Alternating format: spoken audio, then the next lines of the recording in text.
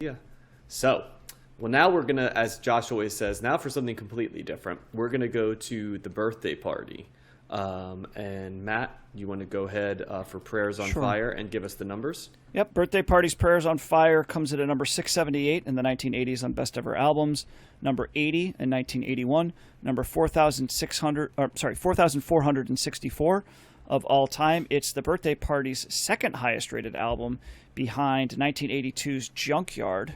I don't know if we're covering that or not. The Birthday Party comes in at number 1,291 of overall artists. And John, where's this album coming from? Is this an album we need to listen Post-punk to? flashcards, my friend. Oh, that I got. Yep. So this is post-punk? Yeah, well, that's what they posited this as. But isn't everything post-punk? Yeah, Matt? right. So in this area, this and the Gun Club both came from the post-punk flashcards, in case you're wondering, which we'll be covering later. But I guess I start, right? And boy, I have a couple different places I can take this. I think first, I have largely known the Birthday Party as a vessel for Nick Cave, and I must admit that for some reason Nick Cave and the Bad Seeds are one of those artists I've always been aware of, but for whatever reason, I don't know if I had an early encounter with them or so, I just have never really had the cognitive interest to check them out, and I don't know why. It's kind of inexplicable. I mean, the most I think I listened was, I'm a big PJ Harvey fan, and he dated PJ Harvey for a while, and I was like, PJ Harvey's an interesting woman, right? I'm curious to see. But even then, and you know me, I'll deep dive, and I love to draw. And for whatever reason, I never really connected the dots. So I'll be interested because we do a Nick Cave album, I think in either the 90s or the early 2000s. So I'll be interested to see where his project goes. But once again, I don't like to get lazy with comparative points, but this is we talked last week, guys, and you even actually just talked about this, Josh, you said, when I listened to the United States of America, I don't know if I was ready yet at the time I listened to what it was. And I go back to, I felt like I am more ready for this album now than I would have been in the 60s and 70s because whether it be, Zappa and Captain Beefheart or the krautrock, especially the earlier stuff like Can and Faust, I feel like I've been, and then later, like the pop group, right? And groups like that.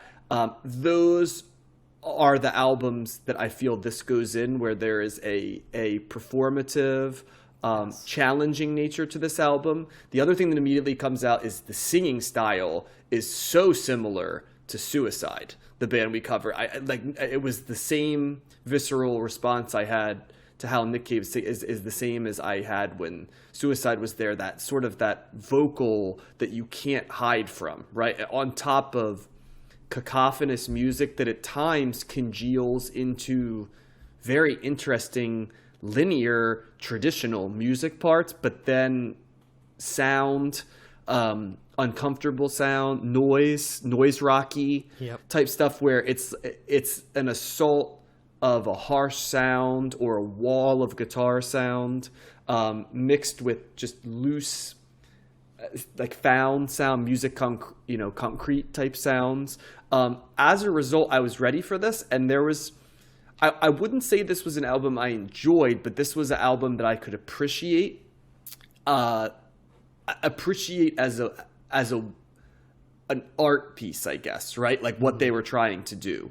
And you said earlier, Matt, there's certain albums I just enjoy and I don't look at it as art. And I kind of challenged that idea a little bit. I'm like, some things I kind of have to look at in the lens or else it's hard for me to universalize it. Like this, I quickly went from, okay, this is less about do I enjoy this album? And this is more about what is this album showing me or wanting me to see? And, one of the big things is the bass is very repetitive, very repetitive, just thuds. It almost is kind of like how the bass in a band like the Melvins or Helmet is, even though it doesn't sound like that necessarily, just a assault, right? of bass line. The drumming is scattershot, I would say. Sometimes you can't even hear it at different times. But then other times it comes in, almost jazz-like or rat-a-tat-tat coming in and then just pounding at times. So from that end of things, It almost has that feel that drumming can have that's almost tribal when it's the repetitive idea on there. I'm trying to do all of that because this is a difficult one to describe as like a recommend or a not recommend, because once again, I've said this a couple different times. I don't view this as something that is designed to be recommended or not recommended. It's designed to be listened to and like almost like a piece of art that's challenging. You look at it and you kind of say, what do I get from it? And this week it worked for me. The lyrics are very like almost gothic in dark, macabre type stuff. And yeah, it's a full out assault sonically, vocally, thudding, that monotonous bass, the when the drum comes in scattershot, it surprises you because the drum isn't there and the guitar is tuned up. That's the overall sound. I also believe there's 2 guitarists in this, but I didn't do enough research to know. But it sounds like there's 2 distinct guitar parts at times. Yeah, I'm curious to see what you guys think, because I know Matt has struggled with some of this stuff and enjoyed others at a level above us, and Josh kind of, I think, has historically been the person most receptive to this, and I think it's Josh who goes next. So I'm curious, Josh, what do you think? Oh, worst birthday party ever. You didn't like it? Okay. No. Okay. No, I mean, I when you started out saying that you knew of Nick Cave but never listened to music, I was the exact same way. I feel like I'm still like that. He's still making music with his band. I kind of known him through movie stuff. Either he's done some scores for different things and has done some documentaries and stuff too. And he seems like a very interesting person, what I know of him. And I think this kind of fits in with that. It's very much feels like a performance art type of band. I agree. This album, like those other albums that you've name checked, it's abrasive, it's noisy, it's cacophonous. It is like jazz. There is a lot going on, and sometimes there's no simple structure to hold on to or follow along with. You mentioned the bass and the drums.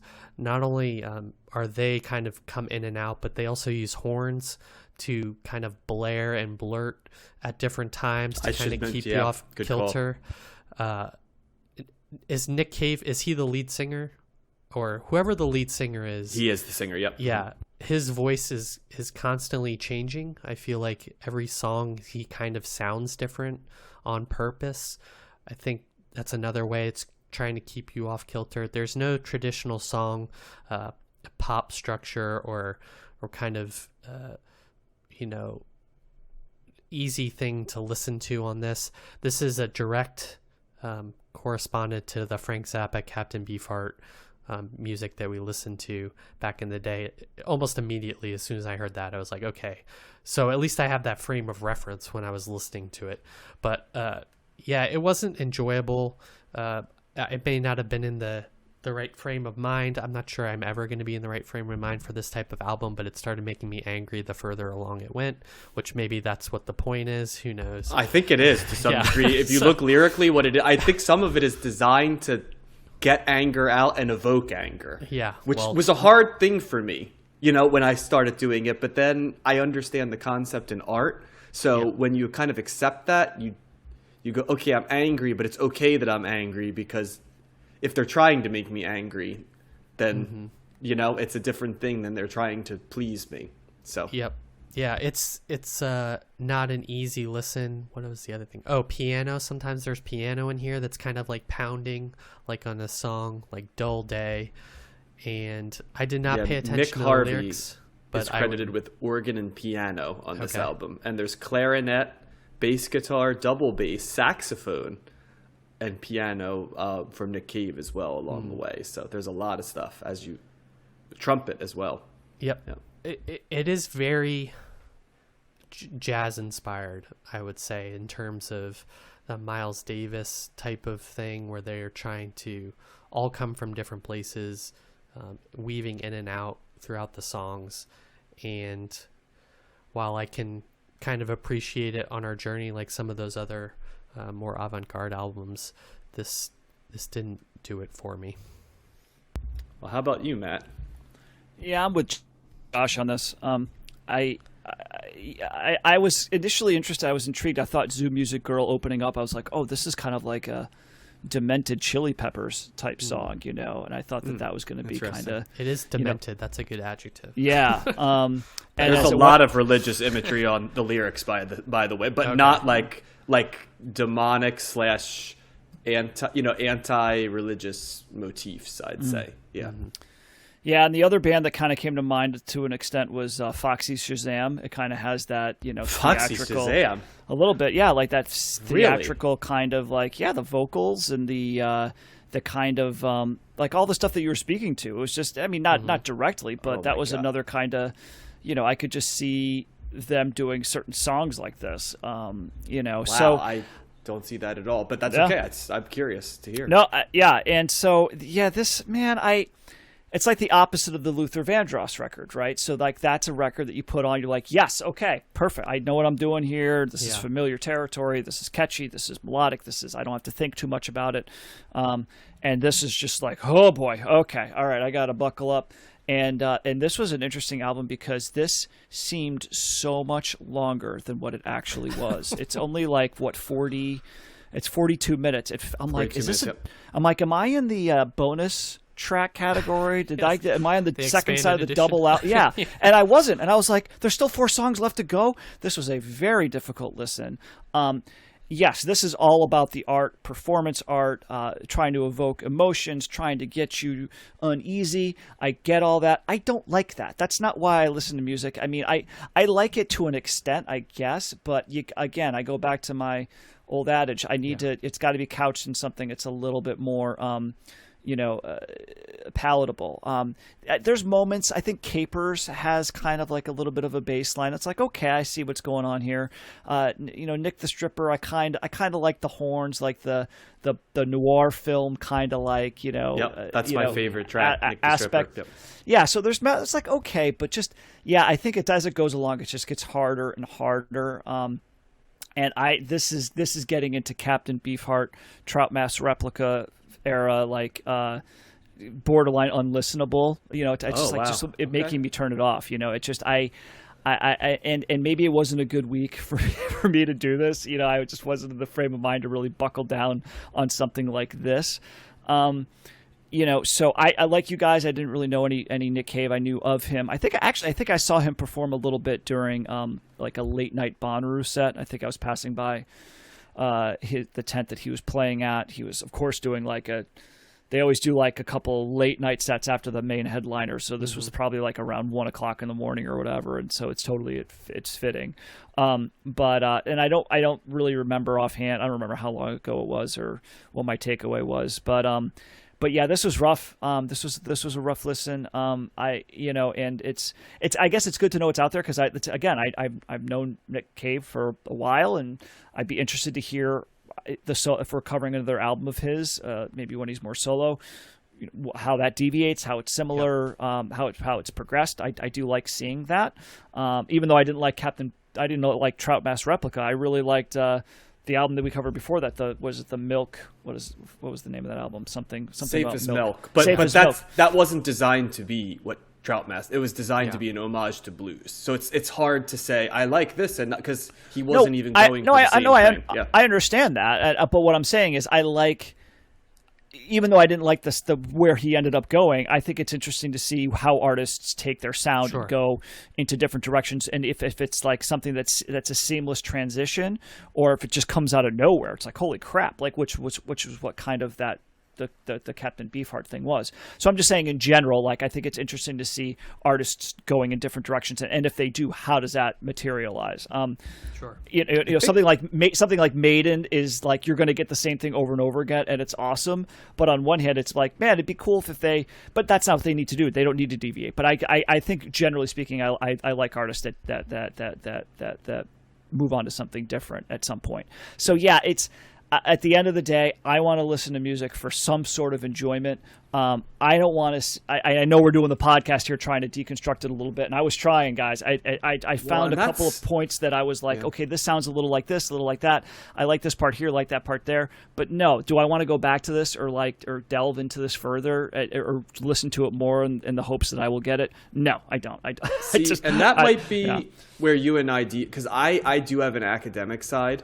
And I actually grew to kind of like this album, especially songs like Cry and Nick the Stripper.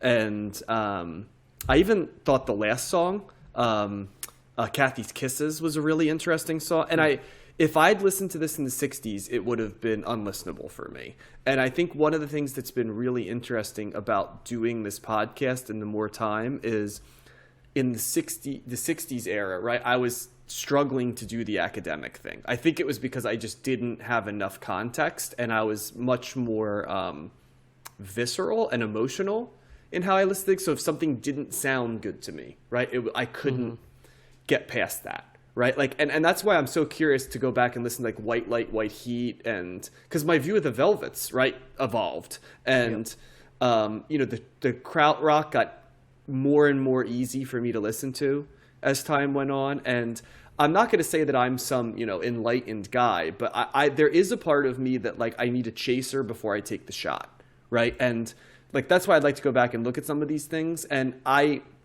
think, Josh, you have some you have some elements of that too, although there's certain things that stay there. I think, Matt, what I'm noticing is when there is a sonic template that you don't love, would you say it's very hard for you to evolve to like you know what I mean, being able to like process it intellectually, or am I being like too like in my own I ass? don't even know if I process intellectually. I don't know if I know if I there's just listening to music in and of itself. I don't view necessarily as an intellectual exercise. It's more intellectual doing the podcast, trying to. But what I'm trying to do there is pinpoint like, oh, that's an interesting part. I didn't expect that to happen. This made me feel that way. Like, what does this remind me of? And I'm trying to put it in context. But yeah, if I'm listening to something and it's harsh, if there's no melodic, I don't want to say structure, but if there's nothing like captivating me or my attention in a melodic sense or with a beat or with a groove or something like that, yeah, it's going to be really hard for me to like it. And maybe I can appreciate it and understand. It's like, yeah, I see how this kind of developed from stuff that we came from before. But I gotta be. I can't just say, I like this. It's just I don't. I would never want you to do that. I think it's more like music has always. And Josh, I don't want to step. I'd be interested to hear your take. Music has always been an element of intellectual for me. It's because I think it's the history and the English brain in me. The lyrics interest me. The context of the band, where they came from, their evolution. Like that's a part of listening to music for me. Like and I think that's why music is transitory. Like I'm not a person that like stands my favorite. Like when people say, "What are your favorite albums?" It's hard for me to say that because what I like about music, right, is the fact that there's a lot of it, and I'm getting it. And I'm not a person who's like Desert Island. It's because I wouldn't want Desert Island. I like the novel, the getting introduced to new stuff. But that's, Matt, and, we've talked about it, like the sentimental, you know what I mean? Like versus the not, right? And I don't know if that ties in, but that's only something because I'm wondering, Matt, as we get to some of the stuff that sounds like this in all decades, is it just going to be something that's going to be, you know what I mean? Like from your contribution point, it's going to be like, we kind of know where I stand, or is it like something that has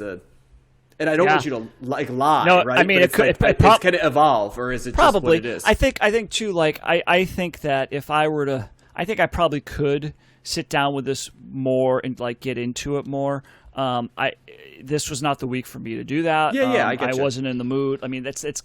I mean, talk about this is definitely doing. This would be doing homework, And I think I talked about that a couple weeks ago. Like, and sometimes I'm down for doing homework, and maybe sometimes it has to do maybe with the artist. Like if I was a little bit more curious about Nick Cave, or if I had somewhat more of a connection to him through a friend that was like, dude, you really like somebody that I respected, like you got to listen to this more. Like then I'm more inclined to do it. On something like a cold listen, which this kind of was, I only got through this twice, and that was really difficult. Like, and I was just like, I stopped. I full stop. I don't want to do this anymore.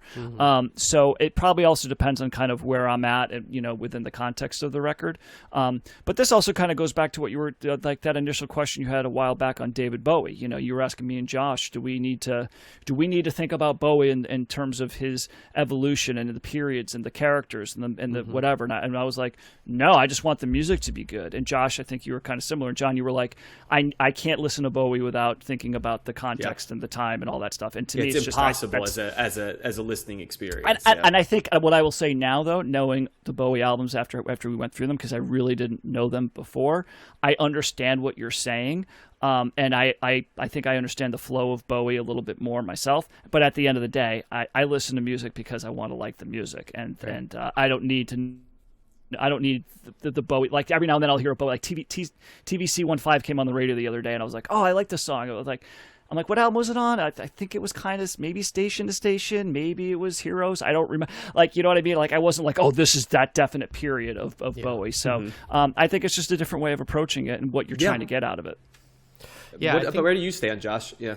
I think, you know, we've had this variation of this conversation before. I remember when we talked about the Cold Listen, when we talked about Throbbing Gristle and This Heat and Public Image Limited, all of which are very much kind of in this vein, although I think they're probably even further right in terms of difficulty in my mind, or from what I remember, than this album. Yeah, I found this more accessible too, Josh, than those. But I think I kind of agree with both of you. I think from Matt's perspective, an artist needs there needs to be something to like let me in to the album, and I think albums like this are intentionally trying to keep you out, and like you have to climb the wall versus trying to find a crack that you can get through to appreciate it. Or like, I guess another metaphor would be like somebody trying to close the door when it's open a crack versus somebody trying to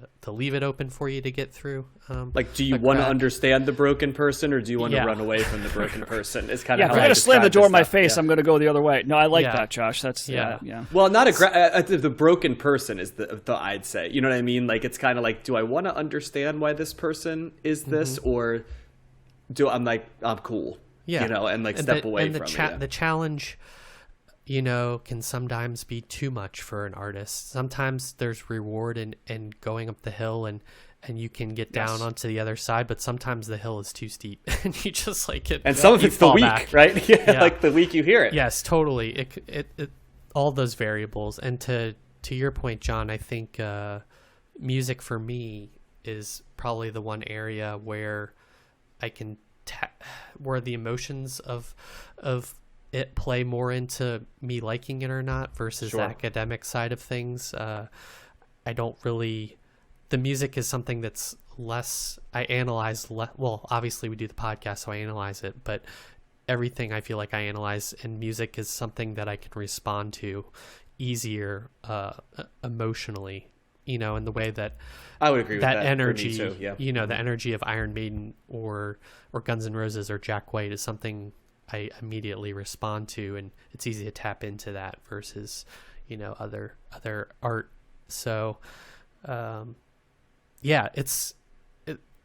think what I'm trying to say is I think all the reps that we've got in listening to all these different albums, I think that's the reward for when we come to this, because I kind of know where it's coming from, and so that's enough for me to get through it on a listen and appreciate it from that respect. And, you know, at the end of the day, probably some of these artists I'll never like or never listen to again, but at least I kind of know where it's coming from, and that's enough for me. Yeah, and then that's the academic part that I like. It's just the knowledge. It's the, you know, like if somebody mentioned a band, or if I saw somebody wearing like a DB shirt or a birthday party shirt, I'd be like, I know what that is, so I like that.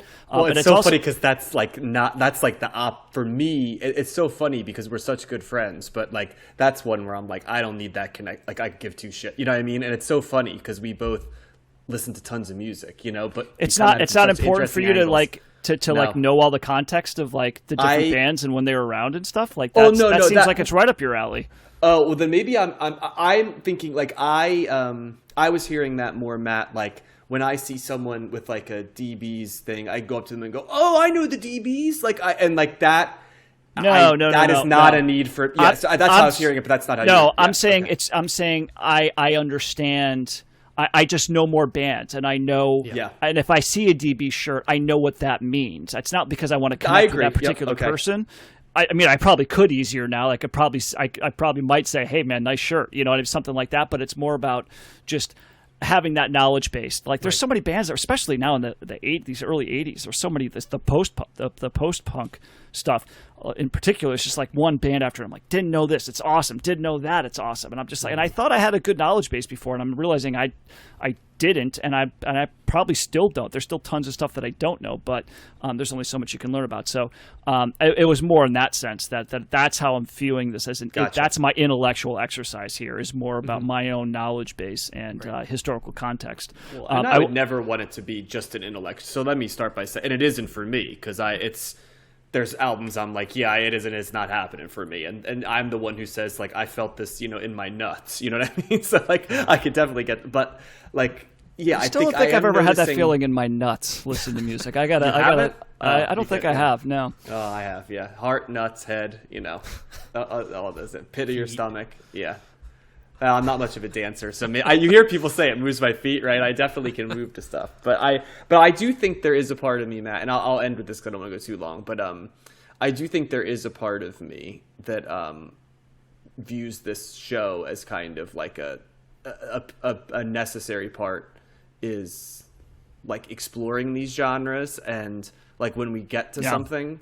Like but I don't want everybody to process it in my lens. So there are times where it's like, let's go down that line. It's like, yeah, I don't want to go down that lane. And then kind of Josh sort of straddles the line between the two of us, and probably the people listening, half the people are like, oh yeah, go down John's road, and then other people are saying, yeah, shut up, like, I'm with Matt, you know what I mean? Let me hear what this album sounds like and see if I like it. So yeah. But I will also say, I'll leave it with this too, is like what you mentioned. I think Josh, you mentioned This Heat. I mean, that was a challenging album that I remember going, for some reason I kind of like this, and so it's, I guess, John, maybe it's not always like that. I think it probably does have something to do with the context and when I'm listening to it, because this was this wasn't the right time for me to hear this. And then, like, once I kind of made that decision, I was like, I don't want to put through the work. I didn't want to do it. So I got lazy, but it was just, hey, it's just what happened. It's like sometimes you're feeling it. So you're like, I'm gonna challenge myself a little bit more, and sometimes you're like, nope. Well, and I get excited. One experience like that, I think you mentioned it, the thing when we did Velvet Underground, White Light, White Heat, it was like peak COVID, it was winter, it was dark, and I'm like, this album was such an unwelcome visitor this week that I fought it like a boxing fight. That, like, and I think if I listen to it now, right, summer, post-COVID, good spirits, like, would I have it and that's the only one I can think of where it's like, okay, my week and the circumstances like clearly affected this review. So it's an interesting concept. So I don't think we're covering Junkyard either. That's their highest rated album, the Birthday Party. So should we do a show where we have to revisit old albums that we down the road that we panned? Yeah, down the road we could do that. I don't know if we're there yet. I think we need more context. Yes, this week, Astral Weeks. Yeah, I can already think of like one or two albums that I would like. I guarantee you, I'd like that Nico Chelsea Girl album more now than I did at the time that I listened to it. Like, for sure. That's the one that comes to mind that I think